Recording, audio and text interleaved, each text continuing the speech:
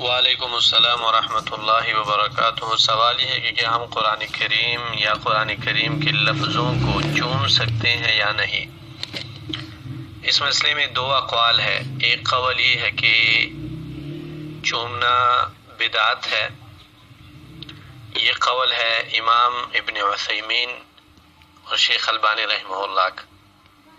اور ایک قول یہ ہے کہ چومنا افضل نہیں ہے۔ ان میں دونوں میں راجح قول جو ظاہر ہے اور جو بالکل دلائل کے موافق ہے وہ یہ ہے کہ قرآن کریم کا چومنا بدعت ہے۔ بدعت کیوں ہے؟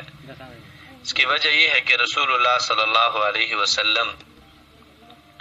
قرآن کریم سے ہم سے زیادہ محبت کرتے تھے، ان پر یہ قرآن کریم نازل ہوا تھا، اور رسول اللہ صلی اللہ علیہ وسلم کے زمانے میں قرآن کریم کا کچھ حصہ لکھا بھی گیا تھا، لیکن آپ صلی اللہ علیہ وسلم نے کبھی چوما نہیں ہے۔ خلفائے اربعہ نے ابو بکر، عمر، عثمان، علی رضی اللہ عنہم نے نہیں چوما۔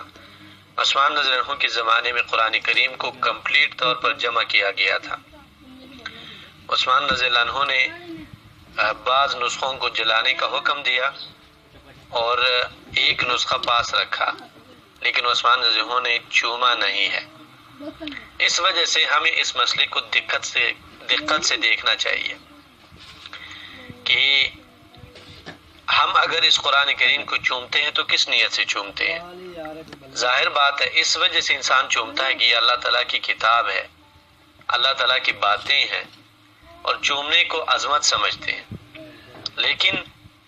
امام عثیمین رحمہ اللہ نے فرمایا ہے کہ اللہ کا قربت رسول اللہ صلی اللہ علیہ وسلم کے اتباع سے حاصل ہوتا ہے، نہ کہ اپنے ذہن سے۔ ہم اپنے ذہن سے جتنا مرضی ہے کہہ لیں کہ ہم عظمت کے تحت یہ کام کر رہے ہیں، لیکن یہ بات غلط ہے، کیونکہ رسول اللہ صلی اللہ علیہ وسلم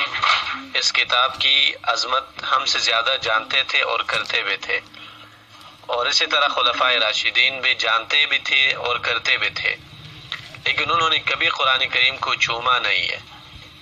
تو اس وجہ سے امام ابن عثیمین اور امام البانی رحمہ اللہ نے یہ بات ذکر کی ہے کہ جب رسول اللہ صلی اللہ علیہ وسلم سے ثابت نہیں ہے، اس وجہ سے اس کا چومنا صحیح نہیں ہے۔ اور ایک عمر رضی اللہ عنہ کی روایت کے بارے میں جو لوگ بات کرتے ہیں کہ ان سے یہ چیز ثابت ہے، تو اس کے لیے بھی کوئی صحیح سند علماء نے ذکر نہیں کی،